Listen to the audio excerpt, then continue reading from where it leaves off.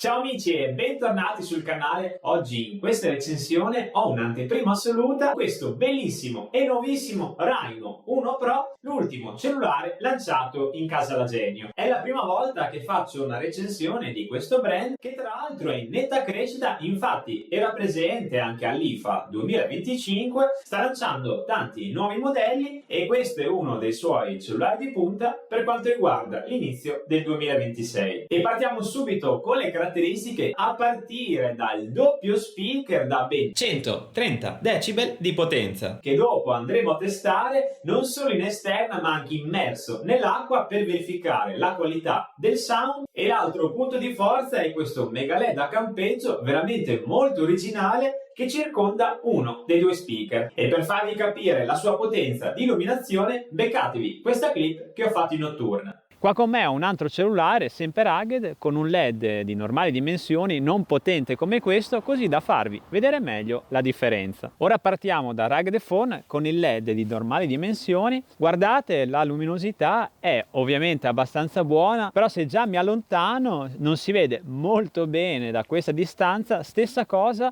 se direziono il cellulare verso il campo. E questo è il mega LED da campeggio. Guardate la differenza, non c'è proprio paragone, si vede perfettamente tutto il muro e guardate, se vado a illuminare verso il campo rispetto all'altro cellulare si riesce a vedere fino a 5 metri di distanza. Beccatevi di nuovo come viene sovrastato da questo La Genio, per cui devo dire che come potenza e utilizzo notturno ve lo posso veramente consigliare, sia per quanto riguarda le attività notturne come escursioni, ma anche se lo acquisterete come cellulare da lavoro. Per quanto riguarda il suo cuore pulsante abbiamo un processore octa-core 4G, il T7250. l'ho utilizzato sia per navigare che per videogiocare e secondo me è pienamente sufficiente per farlo girare senza rallentamenti. Abbiamo 8 GB di base più 16 virtuali per un totale di ben 24 GB di RAM e 256 GB espandibili di 1 TB come spazio di archiviazione. Potentissima batteria da 12.000 mAh ed è anche compatibile con la ricarica inversa a 5 W. E se tutto questo non vi dovesse bastare, vi informo che è anche dotato della funzione SIM, molto utile per chi, come me, viaggia spesso per lavoro. E l'altra caratteristica che lo rende il cellulare perfetto per viaggiare, oltre che per lavoro, è la massima copertura intercontinentale, così da avere sempre una connessione super affidabile in qualsiasi zona del mondo. E la Genio è riuscita a inserire tutte queste caratteristiche, tra cui anche l'impermeabilità IP68 e IP69K, in un cellulare che ha un prezzo che si aggira intorno ai 250-280 euro. Ma ora addentriamoci nel cuore della recensione e soprattutto nei test. Prima però vi ricordo che se alla fine del video sarete interessati a questo cellulare, vi ho lasciato il link diretto nel primo commento e nella descrizione per poterlo acquistare direttamente nel sito ufficiale. All'interno della confezione troviamo un vetro temperato per proteggere ulteriormente lo schermo, il caricabatterie compatibile con la ricarica rapida a 33 watt dotato di slot di tipo C, cavo di ricarica sempre doppio tipo C, la chiavetta per la nano SIM e infine non può mancare il manuale di uso ed installazione. Devo dire che mi sono innamorato del layout posteriore di questo La Genio e anche queste linee esagonali gli donano una linea sia rugged ma anche elegante allo stesso tempo. E questa texture stile pixelato per me è molto azzeccata, per cui devo dire che chi ha studiato il design di questo modello ha fatto veramente un ottimo lavoro. Nella parte di sinistra troviamo il regolatore del volume e il tasto d'accensione e spegnimento. Dall'altra parte troviamo di colore rosso e ben zigrinato per aumentarne il grip questo utile tasto personalizzabile, lo slot per le nano SIM. Nel retro troviamo ovviamente il comparto fotografico con la telecamera principale posteriore da 64 megapixel, il sensore della macro e il flash per scattare le foto. Ci sono due microfoni, uno nella parte superiore e uno nella parte inferiore, e sempre nella parte inferiore, ben protetto da questo gommino protettivo, abbiamo lo slot tipo C di ricarica. E tra l'altro questo cellulare, essendo in stile rugged phone, è ovviamente ultra resistente, impermeabile, ha superato anche i test IP68 e IP69K e dopo andremo a fare anche un bellissimo test di impermeabilità. Ho riempito il lavandino e adesso andiamo a inserire il nostro fantastico collagenio all'interno dell'acqua e a farlo roteare. Adesso lo lascio qui per circa 10-15 minuti e poi lo andiamo a riprendere. A few moments later. Ed eccolo qua, guardate anche da vicino come è ancora tutto bagnato, non l'ho asciugato perché voglio vedere se anche il sensore mentre è bagnato funziona perfettamente. E ha funzionato, vediamo anche lo schermo, nonostante sia pieno di goccioline, devo dire che risponde sempre perfettamente alle mie sollecitazioni. Ve lo voglio ancora far vedere da vicino che è pieno di goccioline, anzi adesso lo vado a ribagnare di nuovo, ma nonostante questo risponde perfettamente a tutti i miei comandi. Sono curioso di vedere se il Mega LED funziona anche mentre è immerso sotto l'acqua. Vediamo.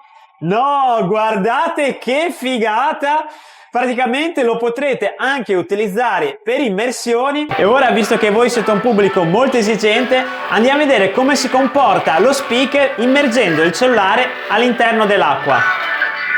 Vado a avvicinare il microfono e guardate dalla potenza come si staccano le bollicine. Si sente la musica nonostante sia immerso completamente nell'acqua. Per quanto riguarda le dimensioni, abbiamo 181 mm di lunghezza, 86 mm di larghezza, 18 di spessore per un peso totale di 437 grammi. Per quanto riguarda il sistema operativo, abbiamo l'ultimissimo Android 16. Andiamo a vedere anche la velocità di navigazione, nonostante l'abbia appena messo dentro l'acqua non mi sembra di vedere né lag né rallentamenti. Andiamo a aprire un articolo a caso, direi questo qua. Guardate anche la velocità di apertura e lo zoom dell'immagine, veramente tanta roba. Display IPS di ottime dimensioni da 6,9 pollici, HD Plus come risoluzione 720x1640 pixel. Il refresh rate è regolabile, lo potete impostare da un minimo di 60 fino a un massimo di 120 Hz, così da sfruttarlo al massimo durante i videogames, anche quelli più competitivi, e quando non è necessario lo potete abbassare a 90 oppure a 60 Hz per risparmiare la batteria. Per quanto riguarda la luminosità siamo sui 600 nits. E ora, visto che siamo su YouTube, andiamo anche a testare la qualità dell'audio. Ho già fatto partire un video, adesso vado ad aumentare il volume. Siete pronti? Mamma mia, sentite che spettacolo! Adesso provo a avvicinare il microfono al cellulare. I 130 decibel si sentono tutti.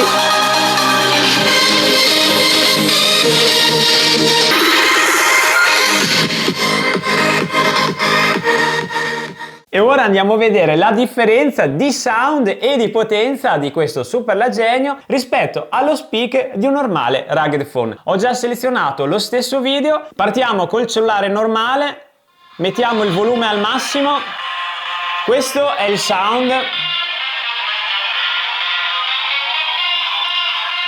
Mi avvicino anche con lo speaker.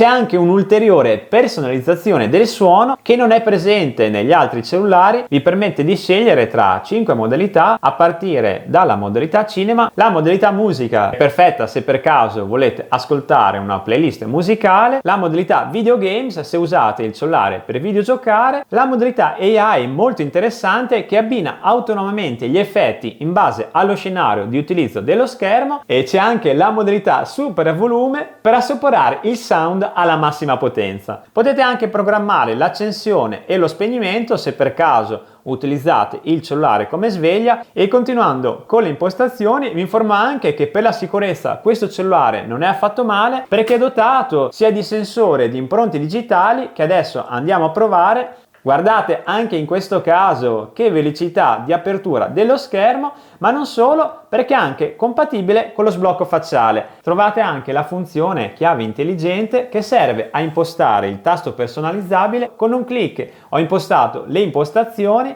Col doppio clic ho inserito la modalità altoparlante per utilizzare questo cellulare come speaker e dopo lo andremo a vedere, e invece come tenuta prolungata lo screenshot. E visto che ve l'ho anticipata, adesso andiamo a testare la modalità speaker di questo bellissimo Lagenio. Come primo passaggio dovete attivare il Bluetooth in entrambi i cellulari e connetterli tra di loro, oppure connettere il Lagenio e un altro dispositivo dotato di Bluetooth. In questo caso, per semplicità di inquadratura, ho usato un altro cellulare, e una volta che li avrete connessi vi dovete ricordare di andare a attivare il cerchietto della funzione alto parlante Bluetooth. Il cellulare B sta riproducendo la musica, ma l'audio viene riprodotto direttamente da questo Lagenio e si vede perfettamente, perché se vado anche a allontanare l'altro cellulare la musica non cambia di intensità, così potrete sempre ascoltare la musica con il massimo della potenza e della qualità. E ora passiamo al comparto fotografico. Ho scattato tantissime foto con la fotocamera principale posteriore da 64 megapixel e la giornata era un po' nuvolosa, per cui non c'era una luce ottimale per avere degli scatti